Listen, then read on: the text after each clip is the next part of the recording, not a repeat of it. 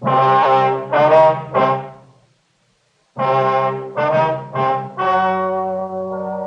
story you are about to hear is true. The names have been changed to protect the innocent. Fatima Cigarettes, king size, extra mild and soothing, brings you Dragnet on both radio and television.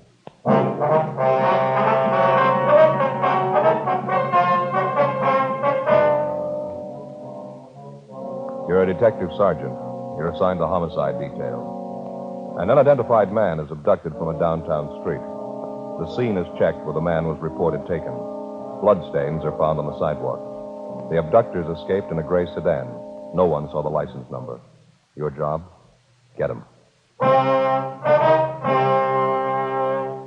Compare Fatima with any other king-size cigarette. Yes, compare Fatima with any other king-size cigarette. 1. Fatima's length filters the smoke 85 millimeters for your protection. 2. Fatima's length cools the smoke for your protection. 3. Fatima's length gives you those extra puffs, 21% longer than standard cigarette size. Fatima gives you more for your money. And in king-size Fatima, you get an extra mild and soothing smoke, plus the added protection of Fatima quality. Buy Fatima in the bright, sunny yellow pack.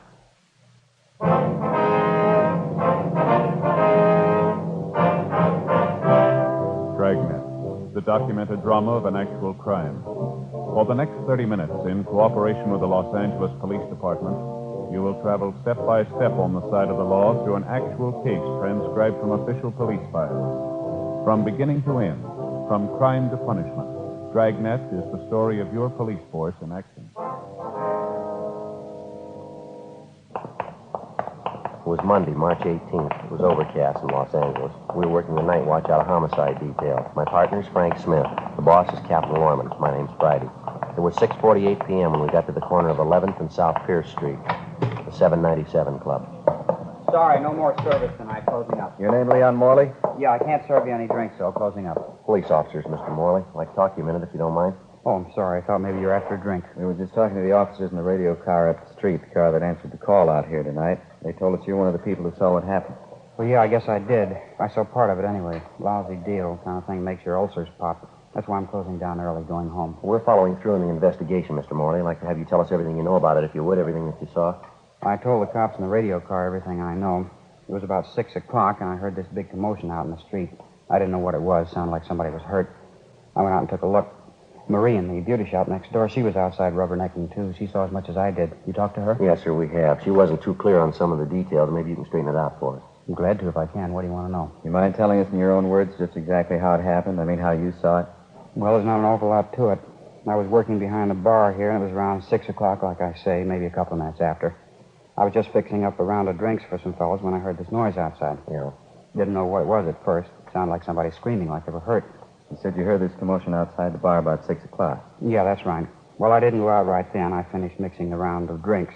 First, I thought the racket was just a couple of early drunks, but it kept on. Man screaming. It got louder, and I decided to take a look. Mm-hmm. I went out and looked down the street a couple of doors, down toward the corner. Which corner is that, Mr. Morley? The nearest one, down to the left.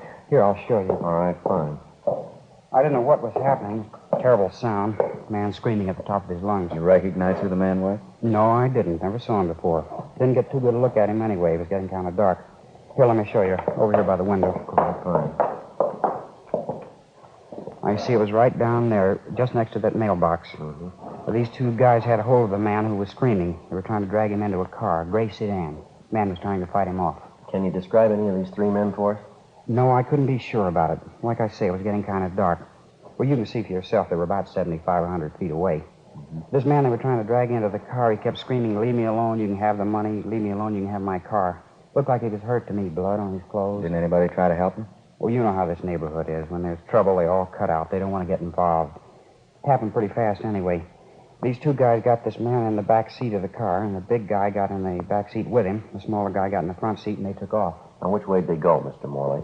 Straight down the street there. They turned right at that corner. Mm-hmm. Did you happen to see the license number? No, I thought of it, though.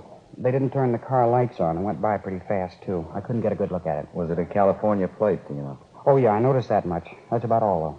What kind of a car was it? Like I told you, a gray sedan, four-door. I couldn't tell the make. Fairly new car. Well, did you notice anything outstanding about the car? Anything at all?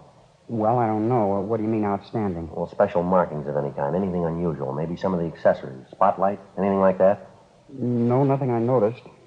The rear bumper was bent out, I think. Matter of fact, I'm pretty sure of it. Rear bumper? Yeah. I saw it when they drove off. They drove right past the place here. How about the men, sir? Can you describe them at all? No, one was pretty tall and thin. The other one was smaller. About the same build on the thin side. They sure must have worked that guy over. He was all bent over. Looked like he was holding his stomach. Stains all down the front of his suit. On the sidewalk, too. I guess you saw that. Yes, sir, we did. Now, you're sure that you've never seen any of these men before? Nothing familiar about them at all? No, sir, not to me. I think if I saw him before, I'd know it. Oh, just a minute. It's probably the wife. Excuse me. I'll be right back. Yeah, sure. What do you think, Joe? Well, it doesn't look too good. Stains on the sidewalk down there. If it was just a robbery, why'd they take the guy with them? Well, got me. Possibly might have recognized him. Well, maybe you got some, but I hope you're wrong. If he can make the hoods, good chance they're not going to turn the man loose alive. Sergeant. Yeah. It's your office on the phone. I want to talk to either one of you. Oh, I'll get it, Joe. All right, thanks, Frank. Phone straight back, Sergeant. Enter the bar. Yep. Okay, thanks. Look, Sergeant, I got to have something to quiet my nerves. How about you? Want a drink? No, thanks. Besides the woman in that beauty shop next door, Mr. Morley, did you notice anyone else around who saw what went on? No, as far as I know, Marie and I were the only ones. Just like I told you, when there's any trouble around this neighborhood, they get off the street quick. You can't think of anything else that might give us a break on this? Anything at all now? Wish I could. I think I told you just about everything. Sure feel lousy. Joe, Yeah.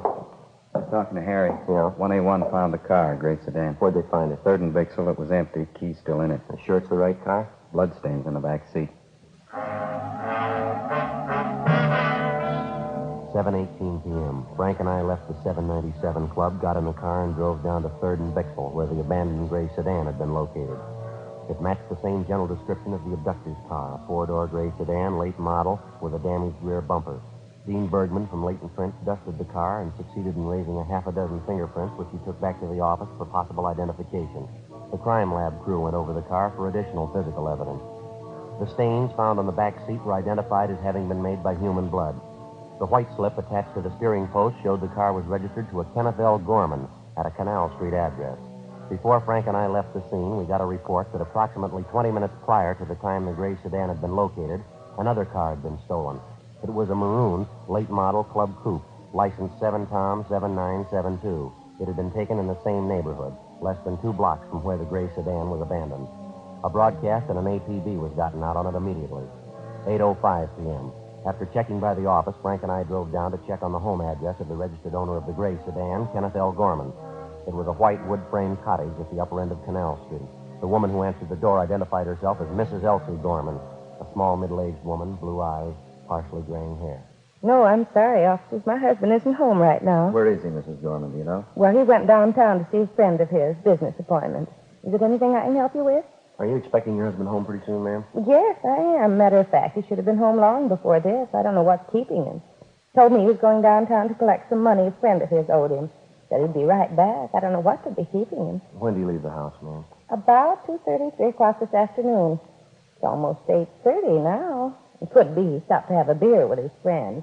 He usually phones, though, if he's going to be late. I don't understand these men sometimes. You and your husband own a car, Mrs. Gorman? Yes, we do. My husband has it right now. Why? What kind of a car is it, ma'am? A 49 Chevy sedan. Gray color, 4-door? Yes.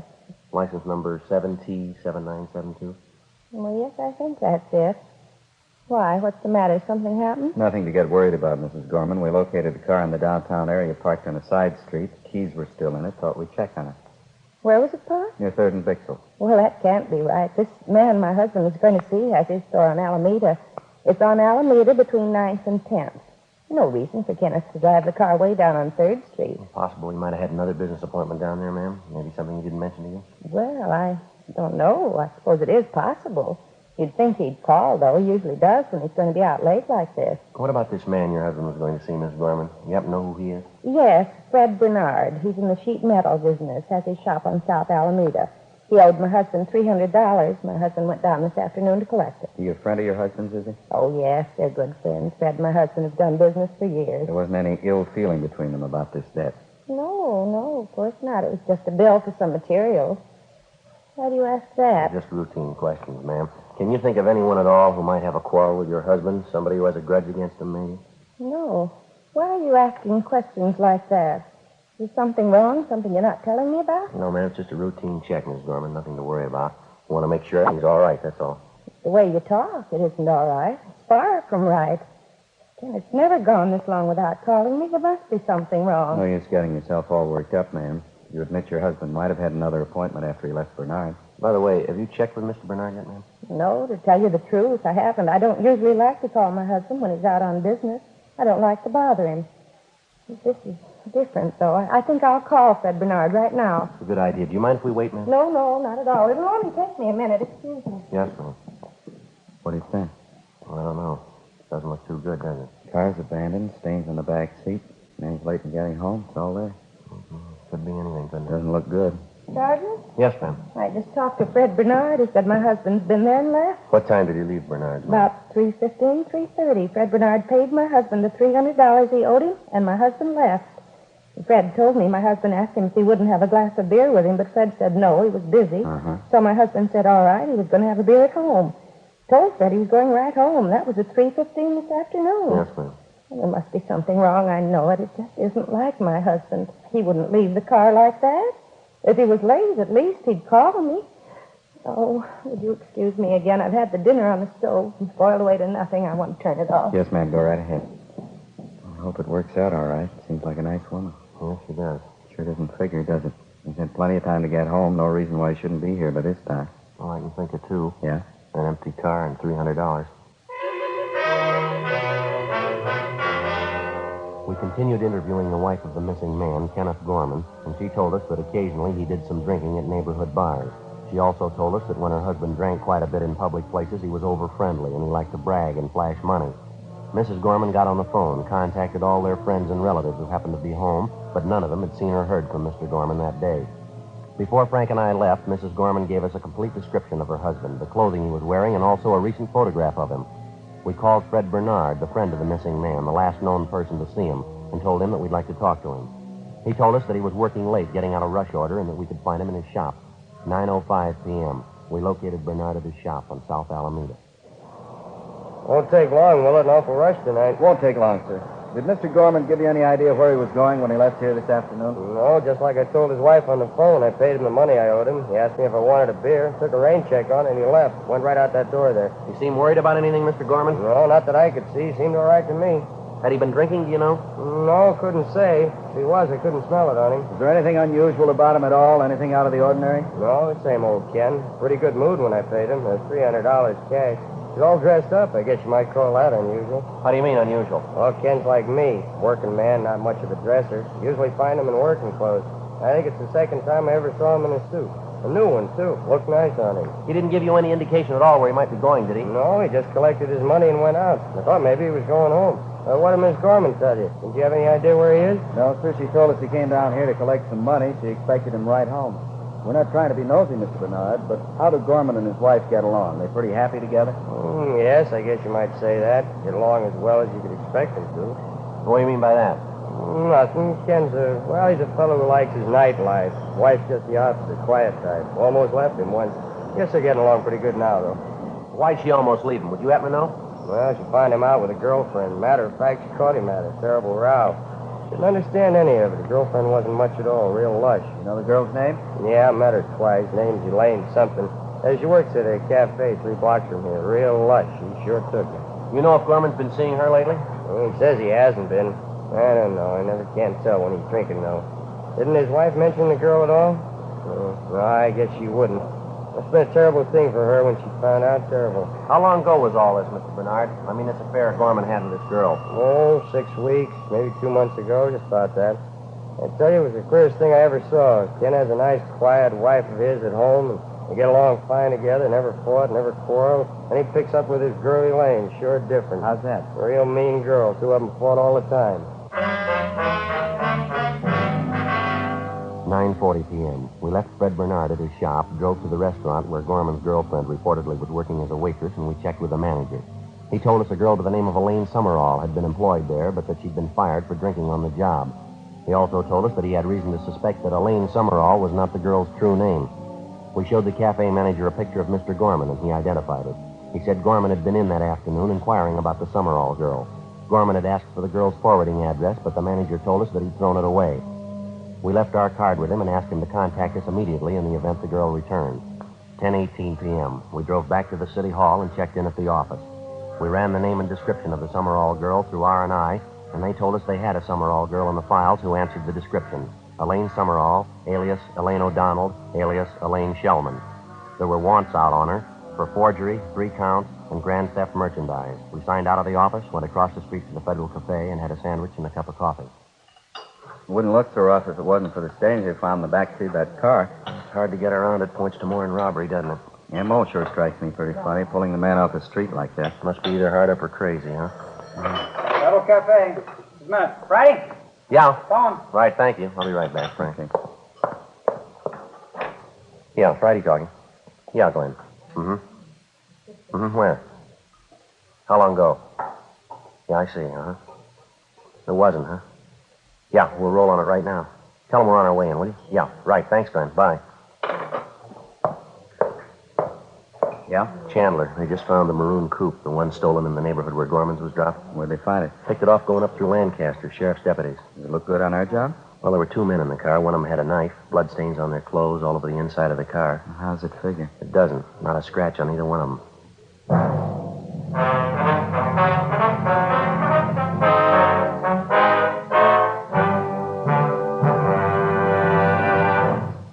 You are listening to Dragnet, authentic stories of your police force in action. Friends, because of its quality, its extra mildness, its better flavor and aroma, more smokers coast to coast are switching to king-size Fatimas every day. Yes, more smokers coast to coast are finding that in Fatima, the difference is quality. Now, here's the practical way to prove Fatima quality yourself. Compare Fatima with any other king-size cigarette. 1. Fatima's length filters the smoke 85 millimeters for your protection. 2. Fatima's length cools the smoke for your protection. 3. Fatima's length gives you those extra puffs, 21% longer than standard cigarette size. Fatima gives you more for your money. And in king-size Fatima, you get an extra mild and soothing smoke, plus the added protection of Fatima quality. Remember, more and more of your friends are switching to king-size Fatimas. Compare them yourself. King-size Fatima, extra mild and soothing, plus the added protection of Fatima quality. Look for the bright, sunny yellow pack. Buy king-size Fatima.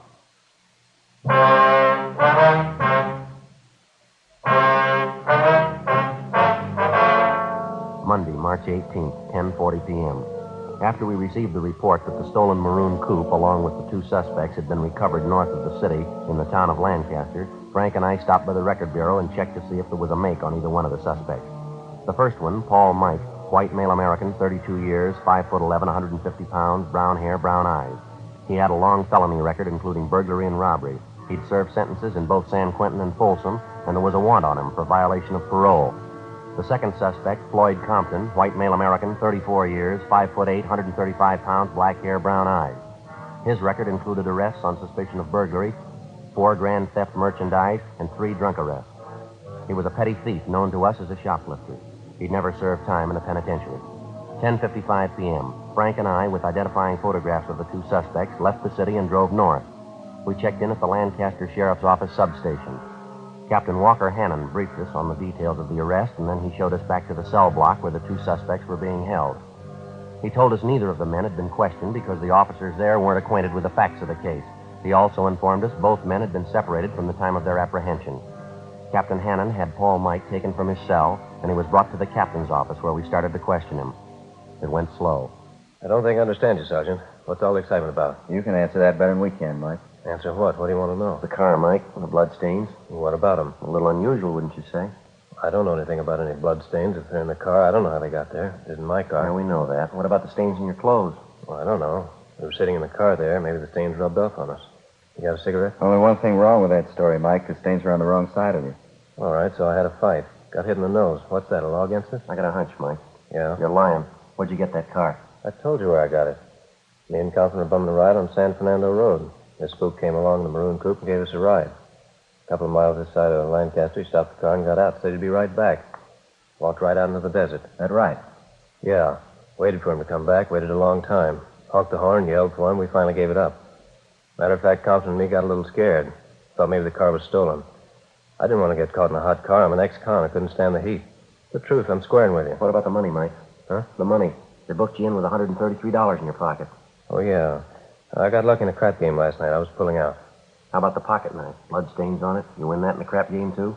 No, matter of fact, it was in the car. Found it right there on the seat. Big coincidence, Mike. Somebody leaves you a car, blood stains on the inside, stains on you and your partner. Pocket knife, stains on that, too. You're on parole, leaving town without notice, driving a car you're not supposed to be driving, pocket full of money you got no way of accounting for. Face it, Mike. What do you mean? Face it, you're dead. Flag on your card now. Parole officer wants you. Now, how about the truth? What do you mean the truth? I've told it to All right, you. now, come on. Let's save time for all of us, Mike. You've been around long enough. You've graduated. You know we're not going to buy that line. What line? How can I explain things to you? You won't believe me. I told you nothing but the truth since I walked into this room, and you won't believe me. You got a cigarette? How do you account for the blood in your shirt? I told you I had a fight. Guy hit me in the nose. Happened right down there in L.A. You can check it. Where'd it happen? Bar, downtown. There's a lot of bars downtown. Well, place on South Pierce. I go there sometimes. What's the name of it? 797 Club. Ask anybody in there. You said it happened tonight? Yeah, about 8 o'clock. Just before we cut out. Guy hit me right on the nose. Real rough one. You got a cigarette? What time did you say you had that fight?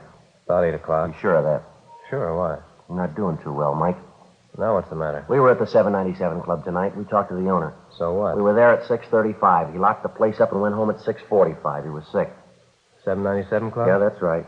Now, where were you at the time of the robbery? I want an attorney. I'm not saying anything else, trying to frame me. Take me back to my cell. Any way you want it, Mike. Let's go. What's the use? Tell them the truth and they don't believe you. How about that cigarette? Captain, would you have the jailer return this one and bring in copy? How about that? He couldn't tell the truth if it helped him. Hope we do better with his partner. Well, we're going to have to. We know we're on the right track. The big question is, what have they done with Gorman? Big guess. 1,000 places they could have dumped him between here and L.A. I hate to make book on his chances. Everything points to a killing, doesn't it? Mike looks like the one who could handle it. Come on in, Tom. Over here. Sit down. Yeah. My name's Friday. This is Smith, my partner. Hi. Branched out of your class, haven't you, Compton? Running in the big time here? What do you mean? We haven't done anything. Robbery, kidnapping, grand theft auto. You're moving pretty fast. Didn't Mike tell you? This guy gave us a ride. He stopped the car and walked away. We didn't steal the car. Thought the guy was lost. We drove in here to get help. Let's take it from the top. Where'd you spend the day? Who were you with? Mike, he stayed overnight with me. Both slept till about 2 o'clock, got something to eat, and went to his show. Got out about 5. What'd you do then? Went to this bar downtown. Didn't Mike tell you? You were with him, weren't you? Sure, I was with him. He'll tell you that. He did. And you didn't do anything wrong, did you? No. Then what are you worrying about? Let's forget Mike now. You level with us, will you? You're getting it straight. I didn't do anything. Mike says he can't stand another beef. Can't afford it. He's 2 up right now. I know that. Well, we believe him, Compton. Mike's done too much time. He couldn't make another trip easy. We think he's telling us the truth. Well, so am I. What are you getting at anyway? All right, now let's get on the bandwagon while you can. We don't need you, Compton. If you talk or not, it doesn't make any difference. Just a minute. Can I talk to Mike? All right, we'll give it a try. Frank, you want to ask him? Yeah, okay. Be right back. Now let's pick up where we left off. The blood stains on your clothes, stains inside the car. Where'd they come from? Mike told you, didn't he? Yeah, you tell us. What for? Why can't I wait till Mike gets here? All right, what about the money? You want to explain about that? Nothing to explain. I saved it. What kind of work do you do? Odd jobs around town, any place I can find them. You say you got up at 2, you had something to eat, you went to a show, and you got out about 5 o'clock. Is that right? Yeah, that's right. When'd you go to the 797 Club? Right after the show, about 5 o'clock. How long did you stay there? About an hour, till about 6 o'clock. Anything unusual happen while you were in the bar? What do you mean? Anything unusual, anything out of the ordinary? Oh, Mike and me sat there, talked, had some drinks. Pretty dead place. Decided to take off for Reno. Mike's got a friend up there, good friend. Thought maybe he'd get the both of us jobs. Captain? Yeah? Where's Mike? I told him you wanted to talk to him. He said he didn't want to see you. I took him out to feed him. Told me to tell you he'd see you in court. What do you mean, see me in court? I think you got it, Captain. We told you we didn't need you. Come on, we're tired. We're going to lock you up. What'd he say? What'd he tell you? Now, look, fella, we're tired. You wanted to go the hard way. All right, you'll get the answers in court. Well, what did he say? What'd he tell you? Come on, let's go. You should have known better. Mike's not going to ride your beef for you. He was in it all the way. It's his idea and it's his beef, not mine. I argued with him. I know he shouldn't have gone along. Crazy. Yeah, come on. It's the truth. The whole thing's Mike's. It's his knife, too. Met the guy in some bar, and he was real high, talking about some dame he was looking for, a girlfriend. Guy bought us a couple of drinks, had a big roll of bills. Mike framed the whole thing. Yeah? Yeah, he wanted to roll the guy. He left, got in the guy's car, and drove with him way toward town. Mike was driving. I didn't know where he was heading for. All of a sudden, the guy says he wants another drink. Mike didn't want to stop, but he was making a racket. Finally pulled up by the 797 Club. We got out. Then the guy changes his mind. He wants to go home. Mike tried to talk to him, but he wouldn't listen. Mike pulled a knife and cut him. Then he slugged the guy, and the two of us pushed him in the car and took off. Where'd you go from there? We cruised around till we found another car, maroon coupe. The out of that one, dumped the gray sedan, and took off up this way. Right. Look, it's the truth. I'll even tell you about the guy. What happened to him? You got flashlights in your car? The man's still alive? I don't know. He was when we left him. 1:45 a.m. The Lancaster Sheriff's Substation contacted the local emergency ambulance, and they were instructed to follow our car. Along with the suspect, Floyd Compton, Frank and I got in the car and headed south, following his directions. After several tries at locating the spot where Mike and Compton supposedly left their victim, we finally found where they'd parked their car on the side of the road. We got out, and Compton led us back across a stretch of sand to a thick clump of sagebrush about 300 yards off the highway. The victim, Kenneth Gorman, was lying face down. His hands and feet were tied together. It was fairly evident that he'd lost a good deal of blood and that he was in a state of severe shock. He was placed on a stretcher and placed in the ambulance. All right, Compton, that's it. Let's go. Be real tough. Sure glad he ain't dead. Yeah, sure. Come on. Where are we going now? Back to the sheriff's office. Want to take your statement. Okay with me. Just one thing I want. One more thing. Yeah? That lousy Mike. I want to be there. I want to see him. How's that? Trying to load this thing on me. I want to see his face when you tell him. Can't wait to see it. Yeah, neither can we.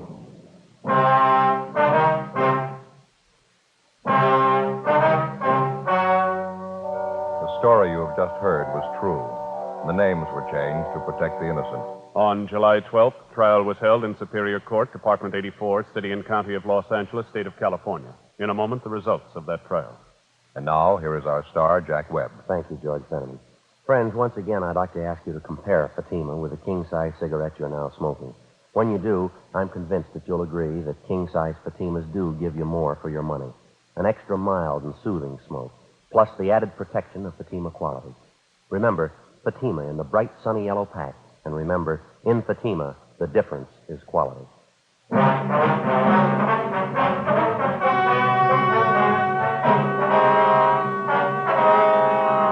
Paul Mike and his accomplice, Floyd Compton, were filed on for violation of Section 209 of the Penal Code, kidnapping for the purpose of robbery, and Section 211 of the Penal Code, robbery in the first degree. They were also filed on for one count of grand theft auto. They were tried and convicted and received sentences as prescribed by law. Kidnapping for the purpose of robbery, where bodily harm is inflicted, is punishable by the death sentence or life imprisonment without possibility of parole. Robbery is punishable by imprisonment from 5 years to life. Grand theft auto is punishable by a prison term of not less than 1 nor more than 10 years. The victim, Kenneth Gorman, finally recovered after more than 3 months in the hospital. Ladies and gentlemen, next week, Dragnet presents a trilogy. 3 documented case histories of vital importance to all of us. This trio of authentic stories is both tragic and terrifying. Please try to hear Dragnet next week when we present our trilogy.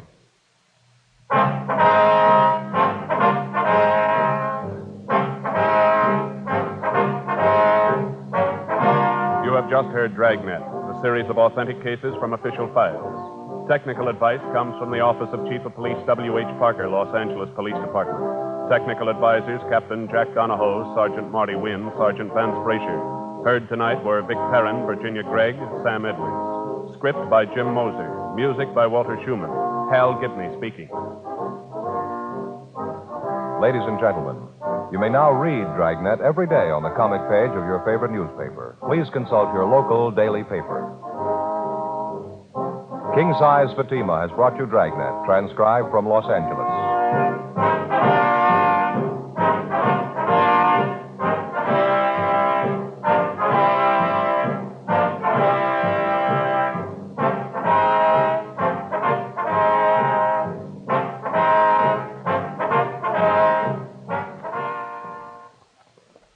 Adventure is yours tonight with Counter Spy on NBC.